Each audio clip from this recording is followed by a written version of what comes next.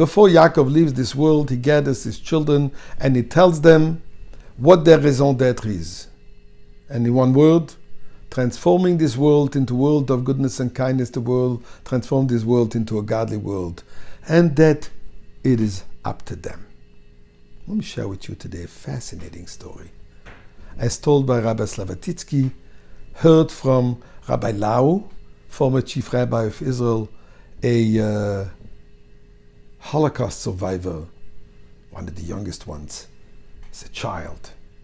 And his story is very famous and we're all familiar with his story. And he relates the following story, that in Europe, just before the war, one of the Rosh Yeshivas, one of the teachers of a great yeshiva, realized that the future is not good for the Jewish people in Europe, and he impressed upon his students to leave and go to safe havens. One student who loved dearly his teacher, who listened to his teacher, and he went off to Israel, and indeed saved his life.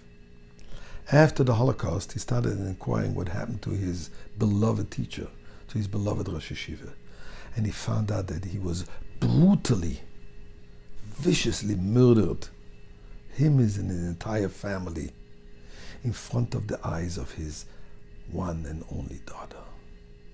But then he also found out that unfortunately this daughter, being so traumatized, left Judaism completely, married a Gentile, and is raising her one son as a Christian. He started trying to call her, to finding her number and information, and she, after a few times realizing that this is an individual who is trying to persuade her to come back to Judaism, she would stop even answering the calls. And obviously the letters that he sent her were unanswered. He decided he's traveling to Belgium, a little village near the city of Ghent, where she lives on a farm, and see what he can do, praying God, have my mission be successful.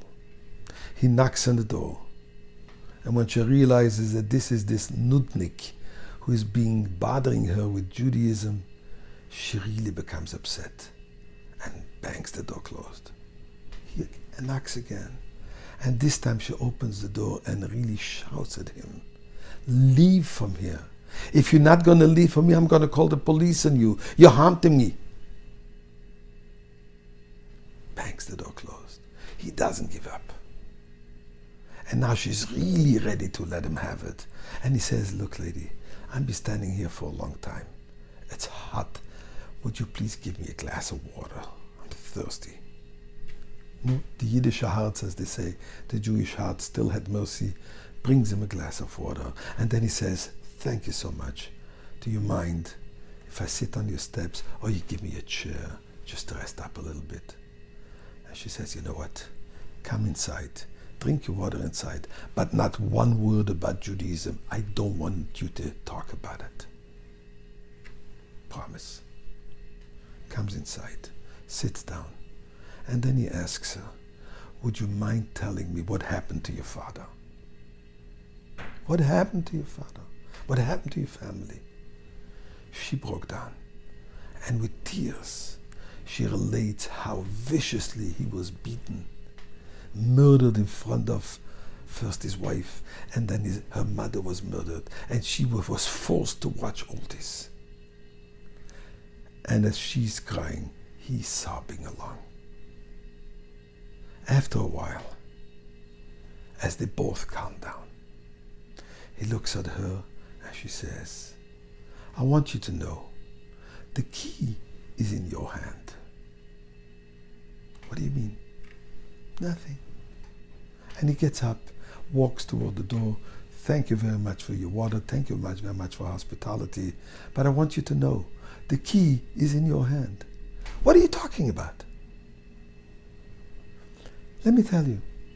There's a war. There was a war going on between Hitler, Yamach Shemo, and your father, the great Rosh Yeshiva. Hitler wanted that you and your son should become Aryans, should become Catholics. Your father was aspiring and hoping that you and your son should become Rosh Yeshivas. You should be a Rebbetzin and he should be a great Rosh Yeshiva. The key to the winning this war between Hitler, Yamach Shemo, and your father is in your hand. And he goes further. Stop, please. And she says, I am doomed already. But you know what? Take my son with you. I don't want Hitler to win. I can't take your son alone because he won't want to come with me without you.